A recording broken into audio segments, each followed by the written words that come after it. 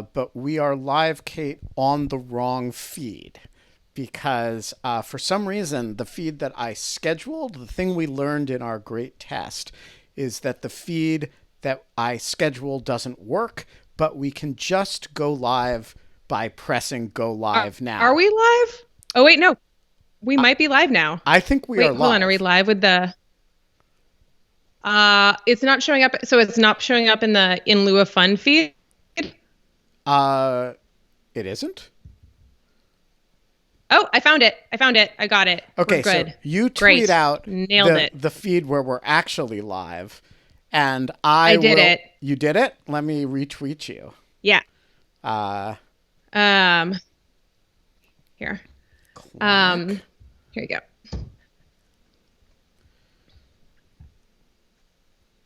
Um, This is Hang on, I'm going to put down my mic in order to tweet this. okay. We are I don't know live. how you're gonna hold that mic the whole time. Mic in one hand, scotch in the other. We are live. Cheers. Cheers. And we are live in lieu of fun, but with scotch.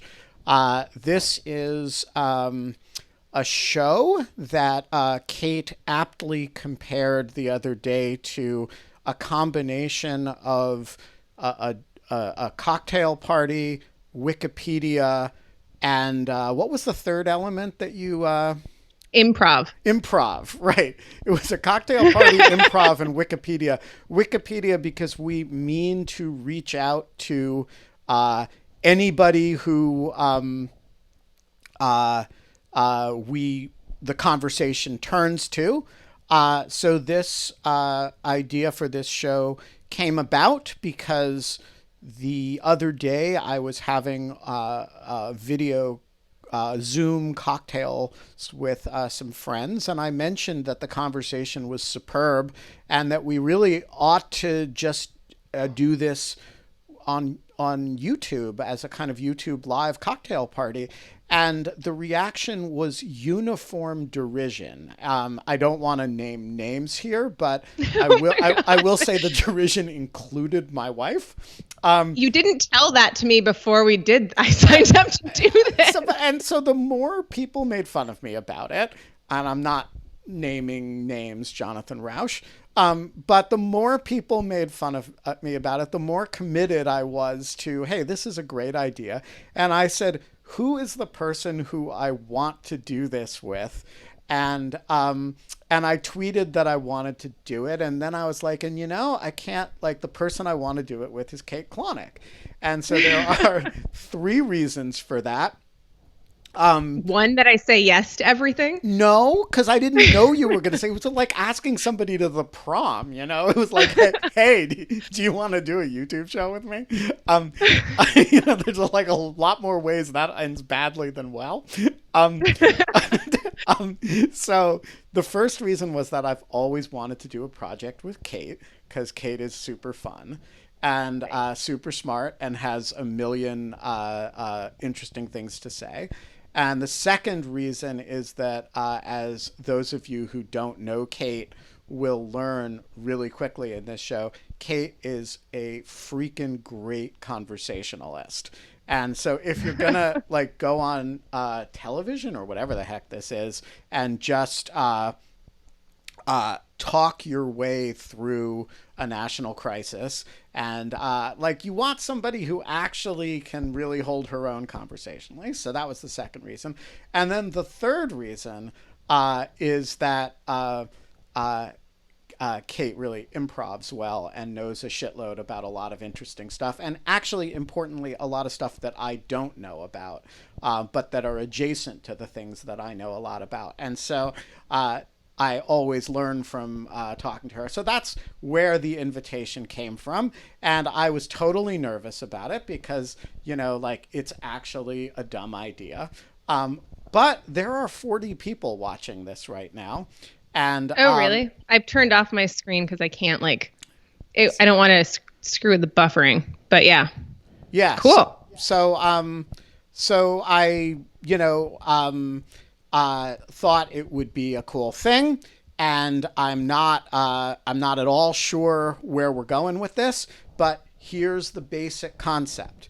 The basic concept is we're going to talk about, as long as there is a coronavirus effective lockdown that causes both of us to be sequestered from our normal lives, we will get together at 5 o'clock every day on this show. Today will be the only day it'll be at 6, unless there's some reason why it needs to be.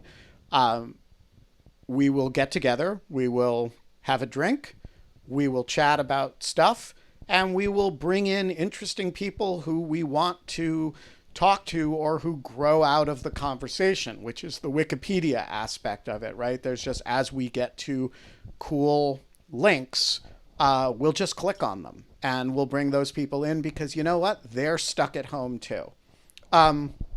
So let's get started. I think the way to do this is I'm going to interview you for a few minutes. You're going to interview me for a few minutes, and then we'll kind of plan the show and figure out where we want to take it. Yeah. Does that work? Yeah. Sounds great. All right. So to everybody watching, we have no idea what the quality of this is coming through. So we don't have any moderators, so we're not really able to watch that comment feed as it goes. But if you guys can let us know whether we're audible, whether we're glitching a lot, we will look through them later. All right. So who the hell is Kate Klonick? I'm a law professor at St. John's University. And I basically, when I'm not teaching property law or internet law or information privacy law, I am a researcher, probably best known for being a researcher of internet governance and online speech, and doing a lot of kind of groundwork and kind of field work, empirical work at the actual companies to figure out what kind of platforms like Facebook and YouTube and Twitter are doing to govern the speech of their users online. All right. So I want to sex that up a little bit because I think describing you as a law professor is like, I worked really hard for that. I know, and I don't have anything against law professors. I run a website that publishes a lot of law professors, but you are chiefly interesting for reasons that don't actually relate all that much to your being a law professor. Is that fair? Okay. Yes, I think so. But that's not normally what I tell people because I try to tell people, try to get people to take me seriously, Ben. Like I take you way more seriously than the people who you're trying to get to take you seriously. So can I ask you a series of yes or no questions that will make you a little bit uncomfortable? Yeah, sure. If I were to describe you as the world's leading expert on platform content moderation policy, would you argue with me?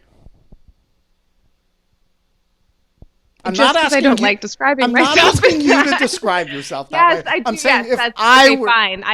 I have been described as that. It's not. Yes, it's not wrong, right? It's not.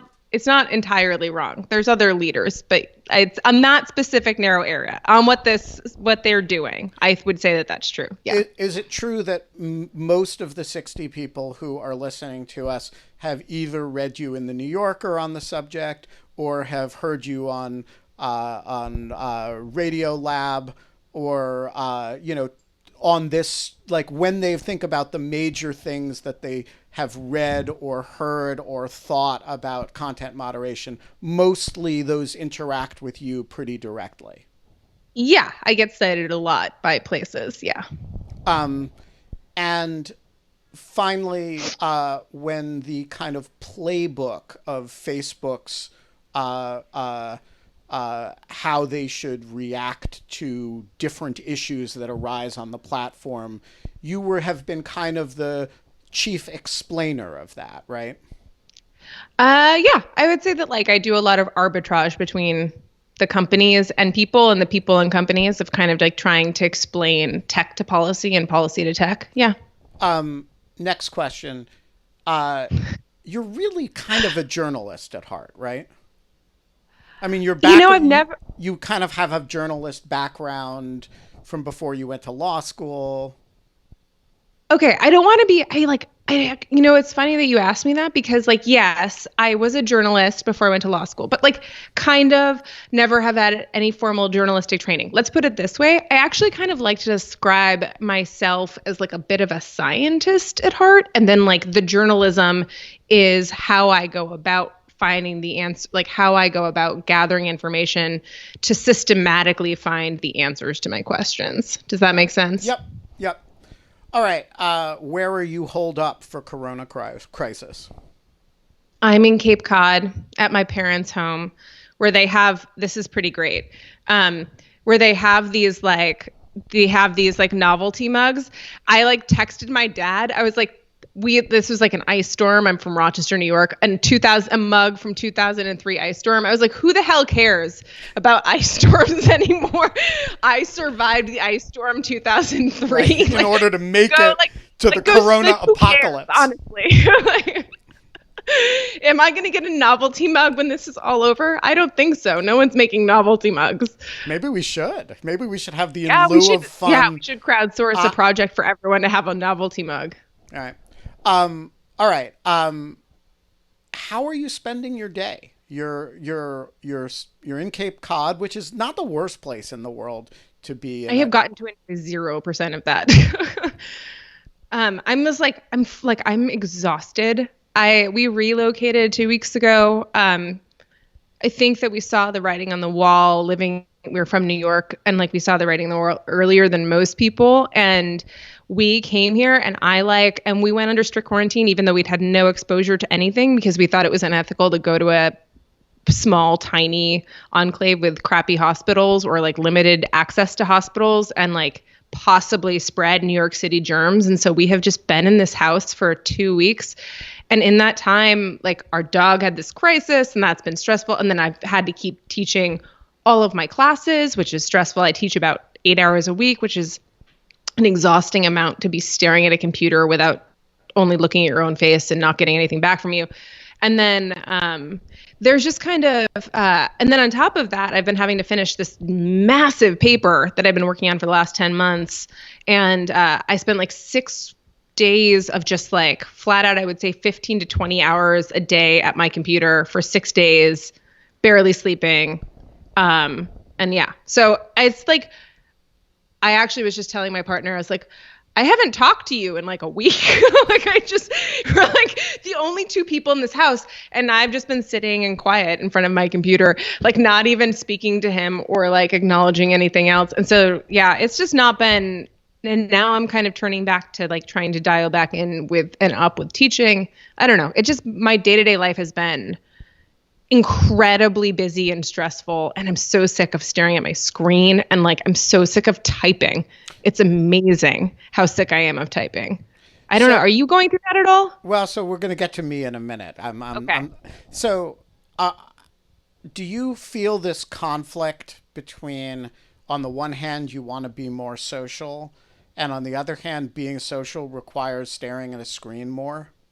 Yes. Like I feel like I like actually like physical presence is a problem now because like this is the most social thing I'm doing all day, and it's sitting in front of a computer talking, which is what I've been doing the rest of the day. The only difference is what I'm talking about and whom I'm talking to. Yes, completely. And like I think this is absolutely the case. And like beyond that, it's like I don't think that like video is better than phone, which is better than chat, which is like, but like the amount of work I have to do to like very affirmatively and clearly express every intonation that I would normally express in just like physical proximity or like social types of like I can't, like I'm being warm right now. I'm trying to be warm to you. I have to be very very open about like express about that in the language that I use. And I find that that's not exhausting. It's just like a whole level at which I have to have conversations. Yeah. Right. Definitely. All right, should we switch? Yeah, let's switch. Okay. So, Ben, I think that more people probably watching this stream know you than know me. I'm like the unknown quantity in this scenario. So, like, Which gives I'm you the kind of element of going, surprise. I am the element of surprise. Um, I will say that, like, I want to know a couple of things, which is one, like, you and Susan Hennessy spent all of this is, and I'm sorry if I'm just digging right into it, but like, you and Susan spent all of this time writing this book. Your book is so important on making the presidency. It's like coming, like, we discussed how the last time either of us had a social event, it was your book party, right? Like, I think it was like we were both at your book party, and that was our final social event before everything happened. 4 days later, things started happening, and we left New York, honestly. And I was just thinking, like, what it's like to have put the work and time and effort. I'm like my friend Stephen Levy, who just finished. It's actually behind me in the pile of books, but Facebook, The Inside Story. It was a 3-year project, and he doesn't even get to go on book tour now. It's just killed. And you're probably not going. Like, you and Susan aren't going on book tour. Like, what are you doing? Like, what does that feel like? That's got to just. I know it must. Maybe it's small potatoes, but I think it's kind of significant. It's an interesting question. So first of all, we did most of the book events we were going to do uh, while this thing was still percolating mostly overseas. And the last major event we had was that New York book party that you went to. We were going to eventually do bookstore events in Austin, Texas, and probably Los Angeles, and probably in somewhere in the Bay Area. Those are no longer scheduled. So there's been some lop off, but we really did have a pretty good run of getting to talk about the book. And I actually just did 2 days ago or yesterday a long interview with Terry Gross for Fresh Air about the book. So I haven't felt like we've been cheated out of the ability to discuss the issues. Moreover, the issues that we wrote about in that book are very much the issues that are currently being talked about in the president's response to the pandemic. That is, the inability to manage the executive branch, the magical thinking, the lying, the sort of uh, uh, replacement or sublimation of the traditional public service and management functions of the executive branch with kind of personal aggrandizement. And so I sort of actually, in a weird way, feel kind of vindicated in the thesis of the book by these events, as well as by the Ukraine scandal. I feel like it's a kind of validation of what we've been, of all the work that we've done. And I'm content, frankly, to have played a role in trying to explicate that. And if it takes, like, I don't think people should be paying attention as much as I want people to read the book. I think we're in a national emergency right now, and that's what people should be talking about and should be thinking about and should be. So I don't feel like we've been cheated at all. I do.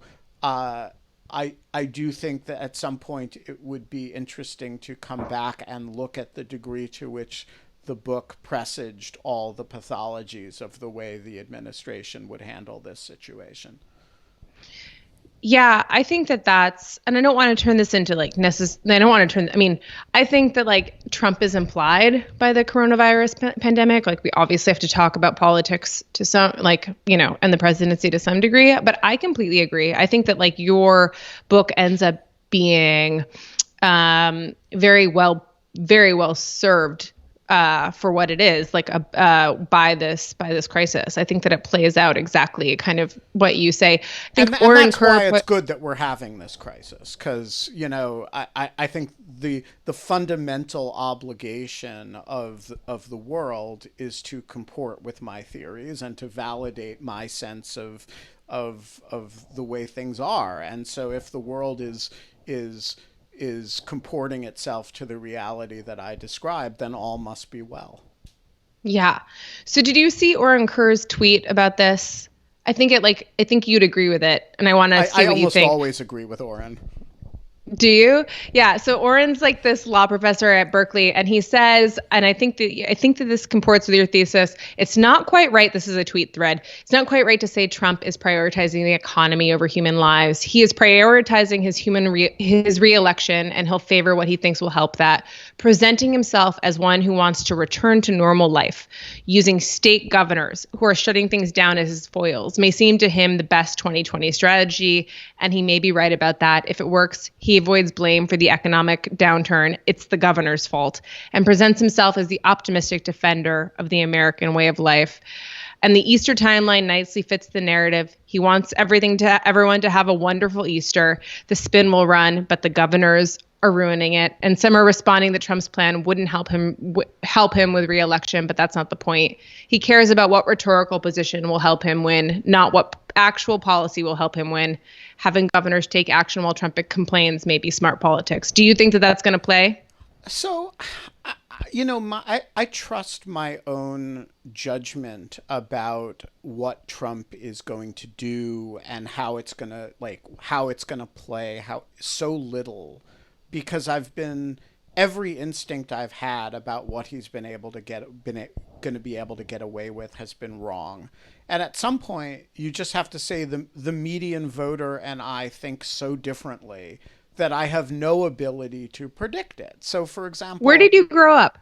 I grew up mostly in this area.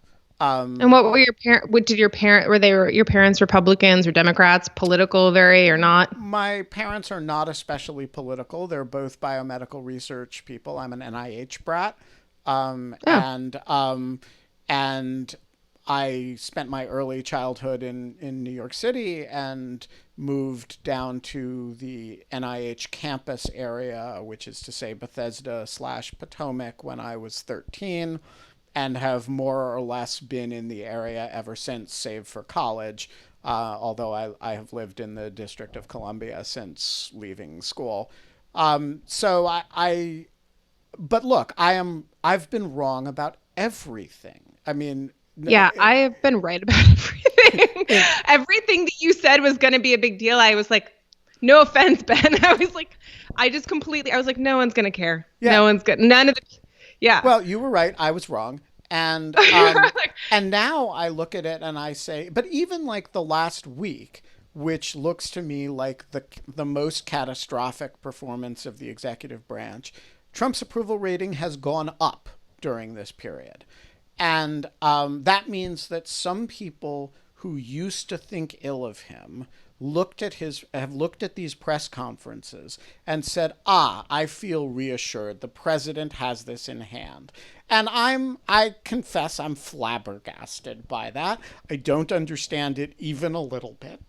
But I'm respectful of the fact that I don't understand it. And so I don't seek to do. I'm not so arrogant that having failed at prognostication over and over and over again, I'm going to keep doing it. I will observe one thing, which is presidents that preside over economic catastrophes do tend to pay a political price for that. And presidents that preside over there aren't that many mass casualty events in U.S. history, but there are a bunch. And if you get tagged with one of them, that's generally not a good thing for the people's understanding of you. So but that said, I think Oren could very well be right, and I don't dismiss the resilience of Trump's hold on his base at all. I think that, so I grew up in, as I said before, Rochester, New York, and I was in a very conservative suburb of Rochester.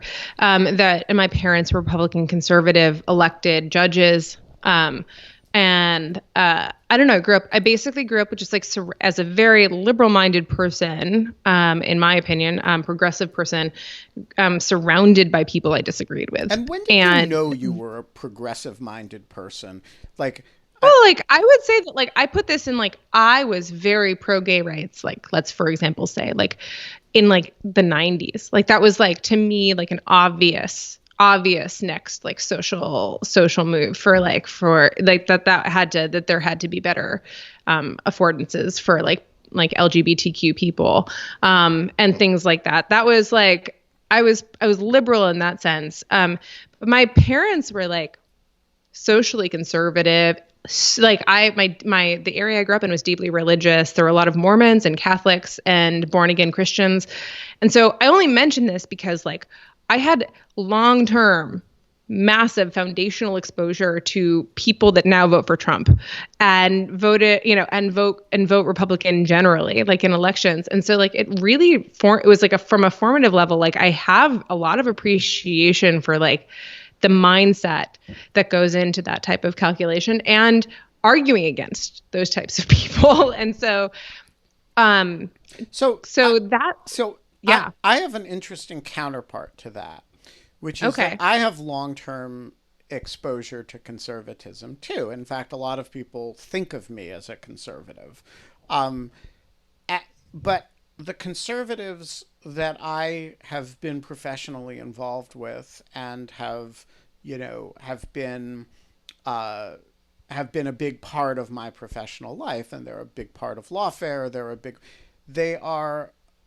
I did not realize how unrepresentative they were of conservatism, and Oh, interesting. that so I had the sense of myself as somebody who sort of straddled the worlds of liberalism and conservatism, and I don't think I appreciated the degree to which the conservatives whom I interacted with actually were, first of all, a huge percentage of them were turned out to be never Trump conservatives when Trump turned around on the scene.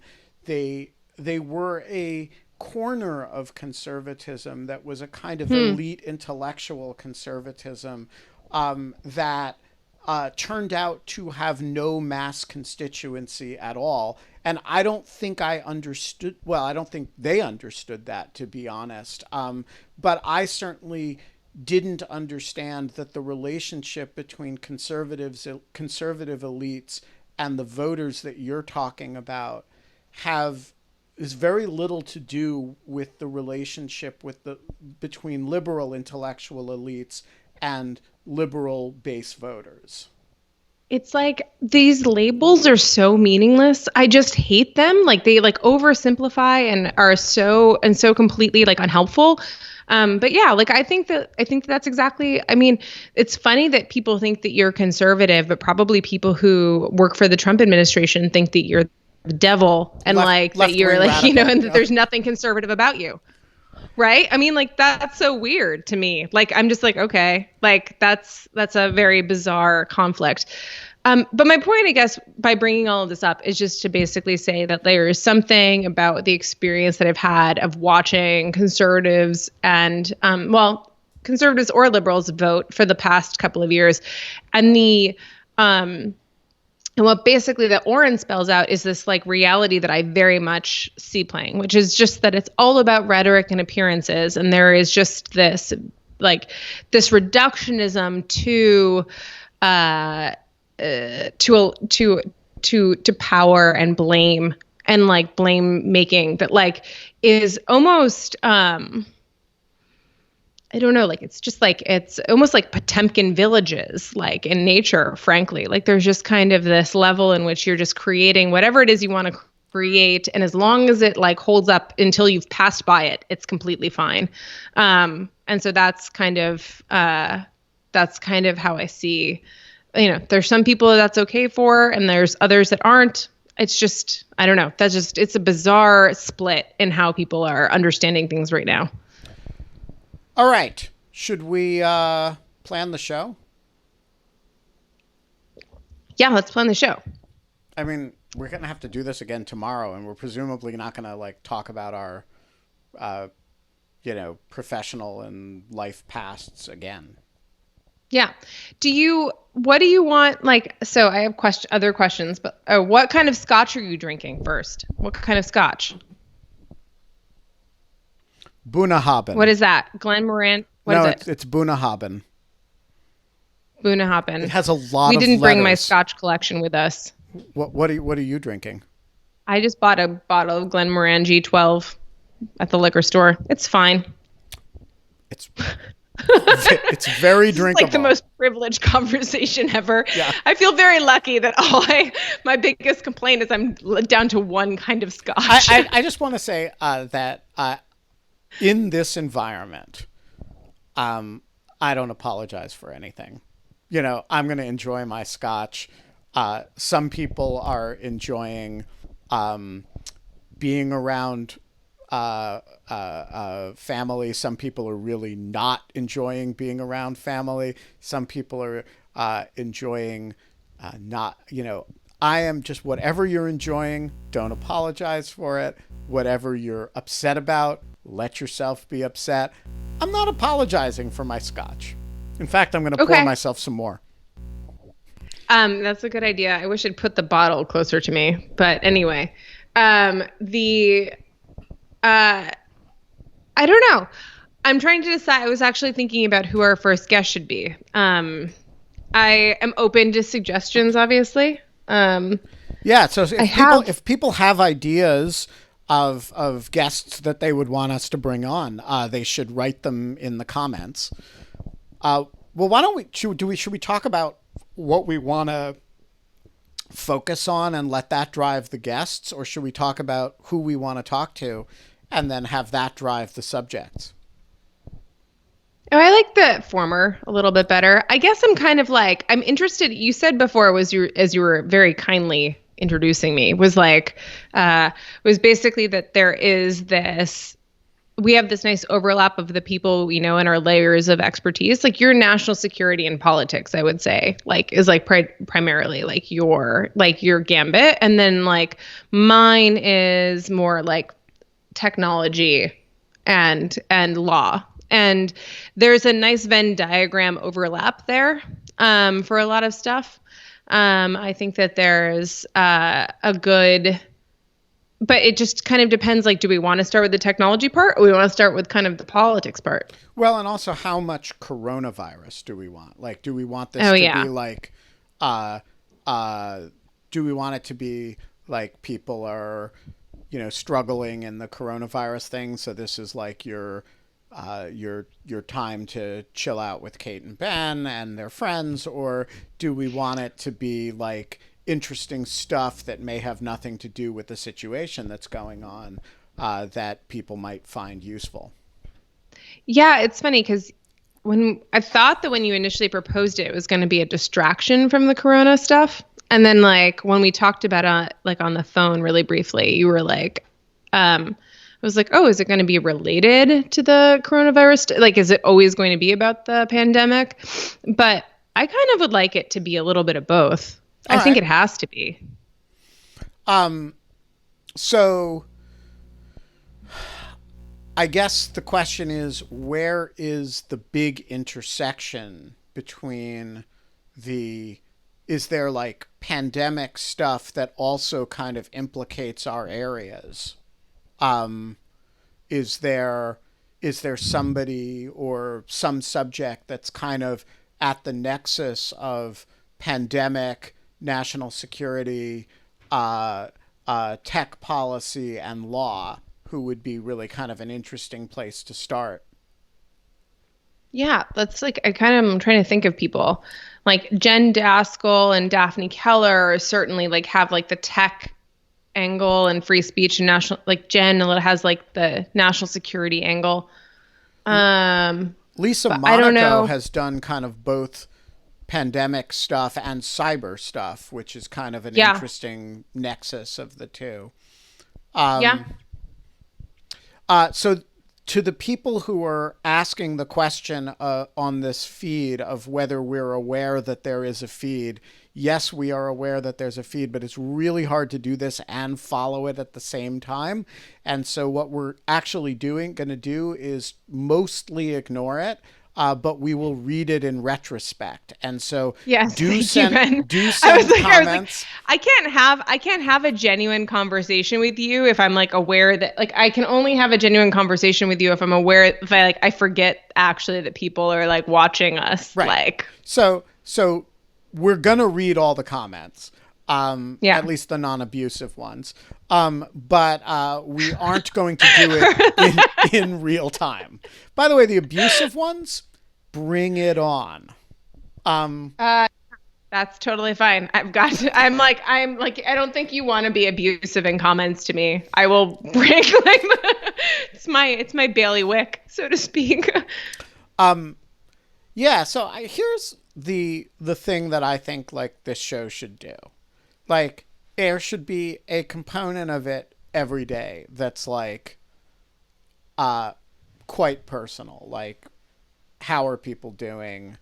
What's going on in New York City right now? That should be pretty like news driven, and how we're reacting to it and how our friends are reacting to it. There should be a component of it that's like our normal professional business, right? That's like what we think about.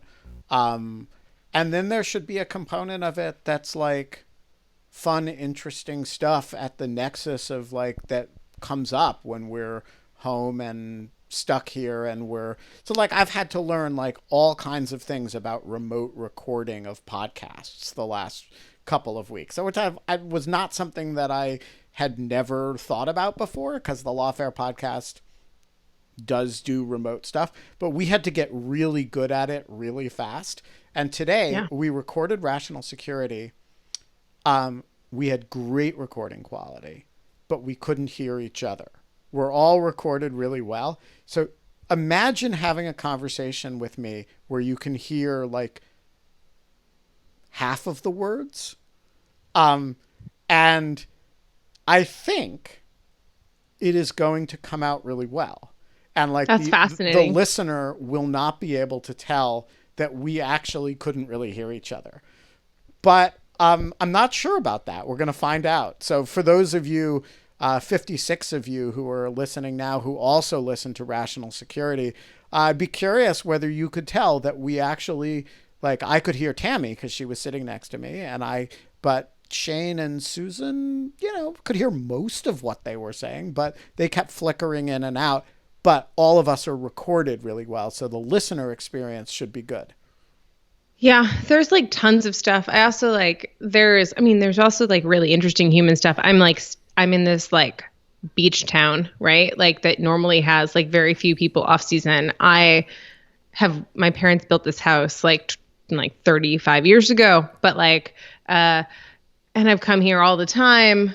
But like people are angry that like off-season people are here, and like the local tiny market has like has put in this social, like the town is socialist to begin with, but like kind of has put the socialist like 2 item, like you can only buy 2 items of the same thing, like for like anything. I don't know. That's kind of interesting to me. I think that's like all of like the church things have been like there's 6 churches in this one town. They've all been like canceled. There's like no church meetings. I don't know. It's kind of fascinating. I have an idea for a first guest. Who? Oren Kerr. Should we have Oren? You mentioned his, Okay. but like his analysis of this political strategy is a really interesting one, and he kind of straddles both of our worlds. He's Yeah. he No, totally.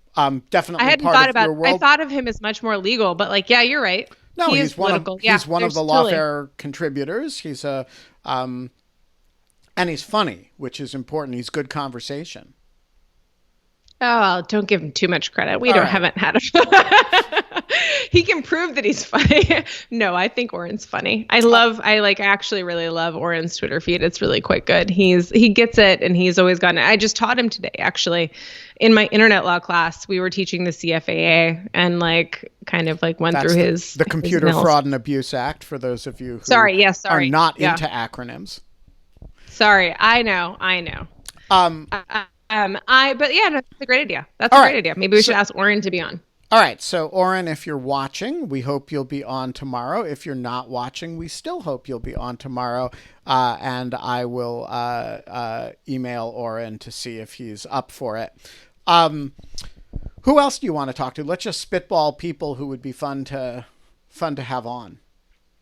Yeah, I mean, like, Do you know anybody there's in northern Italy? do I know anyone in Northern Italy? Not really. I don't really know anyone in Italy, but I know people in Italy, like generally, that I could get in touch with, Yeah, if I mean, that's helpful. I think it would be interesting. So one of my Lawfare podcast associates is putting together a pastiche this week of like interviews with people in many different countries who have been, about the situations in their countries. And think it would be really interesting just to have sort of longer conversations with cool people who are, who can describe the impacts and reactions in different countries around the world. I just thought of this. Nick Frisch, who is at the Yale ISP project, which I spend a lot of my time at, is an expert in China and has been in China for like the last couple of months. And it would just be fascinating, I think, to have him on to talk about like what has actually happened in China versus like what we're getting reported out of China. I think that he's there right now. I'm not sure about that, but like I think that he's there right now and like could actually like if he's not there right now, he has sources that are there right now. And it would be fascinating to talk to him. He's published for the New York Times and other places Yeah, on this stuff. we It would be also great. have the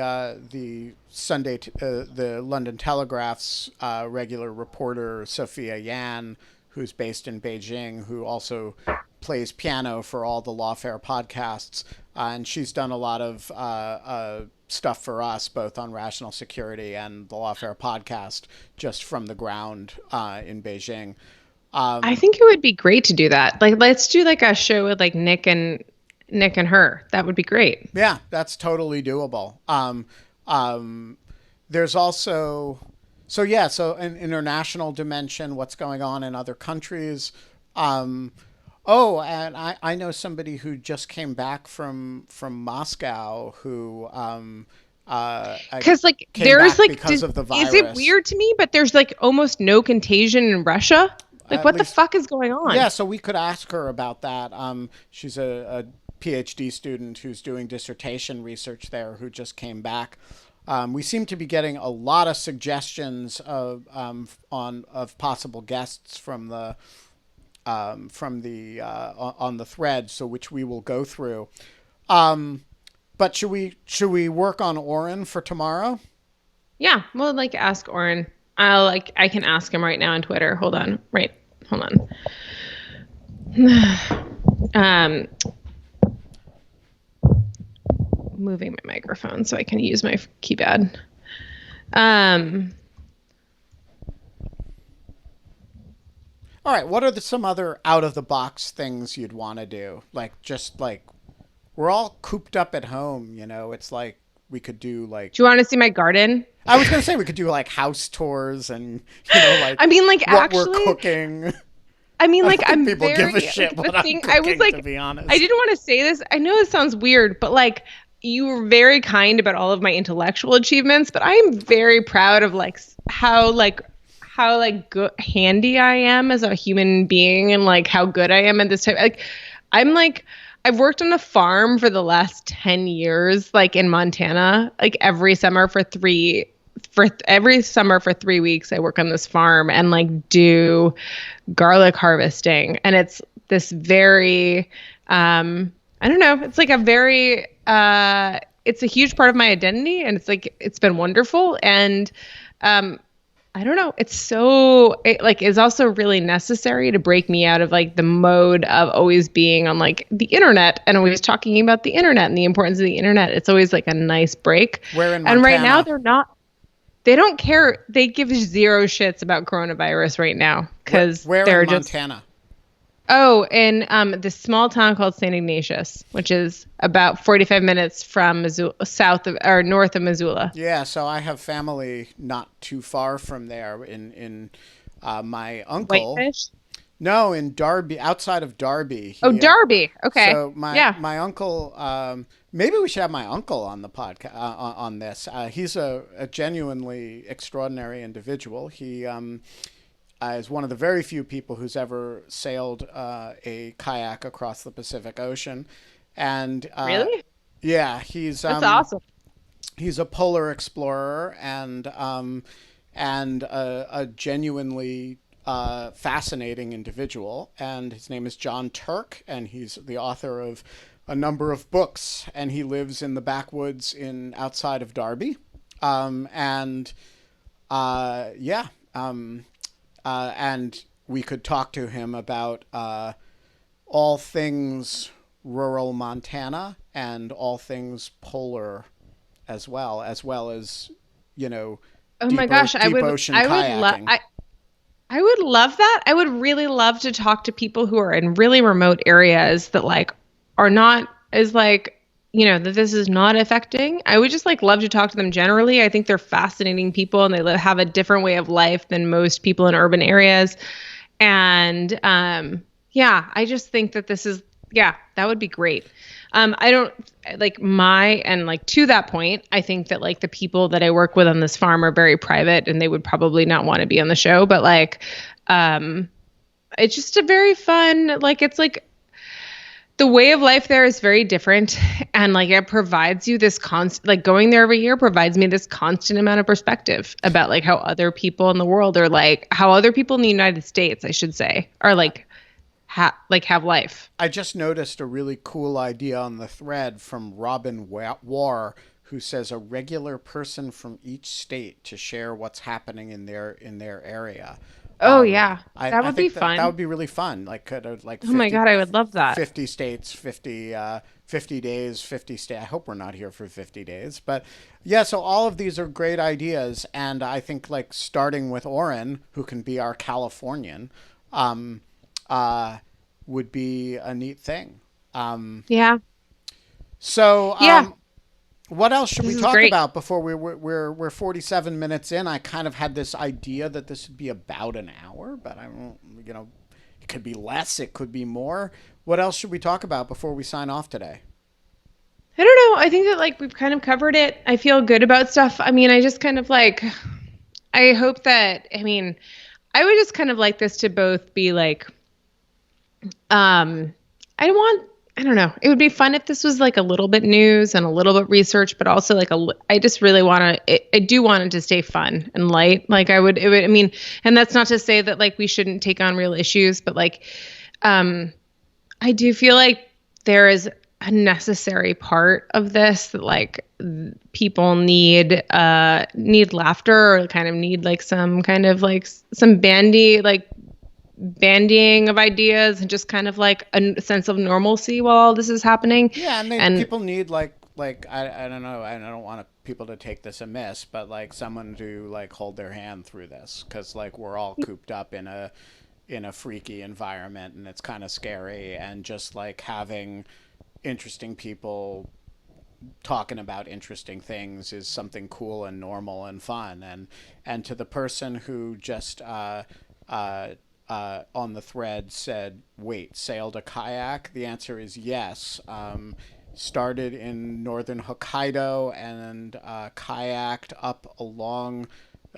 the up along the Pacific Rim, island hopping all the way to the Aleutians, and it's an extraordinary thing, and there is actually a front page New York Times story about his that's subsequent. so cool. We totally have to have him on. That's totally That is doable, so awesome. assuming he's not somewhere very remote. Which he often is. But if he's in Montana, he would surely be willing to Skype in. And he also is one of only two people, the other one being his partner with whom he did it, to have circumnavigated Ellesmere Island in a kayak, which is the largest, I believe, the largest island in the world that isn't Greenland, and it's the one that's next to Greenland, and Wow, it had never been circumnavigated in a kayak that's before. cool. In fact, I think it had never been circumnavigated at all. So yeah, John Turk is an interesting guy, and we could definitely in the Montana spirit of we could definitely get him. Yeah, I And just yes, kind to of like everyone don't who's want to saying we allow should. like Trump to capture the idea of like Americanism and like what the spirit is. Like, oh, it's just about socializing. It's not. There's like plenty of people who are like perfectly fine isolating and are Americans and Yeah. like have done amazing things while being very isolated. Right. So let's maybe that's the theme. Like is like people who have been isolated for long periods of time. Yeah, Um, Maybe totally. because they're writing law review articles. Oh, yeah. Well, no, that's like, I don't, well, I mean, no one, there's nothing interesting about that because I literally was just like clicking into footnotes and like taking hours to like, and drinking too much coffee. But yes, much more interesting is like kind of like circumnavigating islands. That sounds much better. All right. Kate, should we sign off? Yeah. How do we sign off? Are we going to have like a, are we going to have like a, are we going to have like a Johnny Carson sign off? Sorry. I don't know. Like maybe we'll develop a kind of signature sign off. Yeah, we'll Um, talk about it. I hey, feel like we have to have one though. to everybody on the thread who is asking about Baby Cannon, let me just tell you, and I know there's a lot of you, and this is going to be a disappointing answer. Baby Cannon is self isolating at the Brookings Institution. I, she's in my I had office. a feeling. I was like, I know where all of the baby cannons are, and they're at Brookings. Do Yeah, you have access to I Brookings? do not have Yeah. access to the Brookings site. I do have access to all of the Baby Cannon videos, and so maybe by tomorrow I'll have figured out how to insert video feed into this, and we can sign off with a Baby Cannon blast. But I don't know how to do that now. And so, like, to everybody who's thinking I'm going to do a Baby Cannon blast, I don't have access. Baby Cannon is not within reach right now. And by the way, uh, like this is something else, like there's lots of things in life that involve Baby Cannon. This may be one of the things in life that doesn't involve Baby Cannon. Oh man, this is gonna be a weird. All right. I feel like, well, it's just like virtual like blast of that's my virtual blast of baby cannon. Good energy out to you all. Stay Yes, safe. exactly. Stay socially, stay physically isolated, but not socially isolated. And we'll be back tomorrow with scotch in lieu of fun at 5 o'clock. Bye.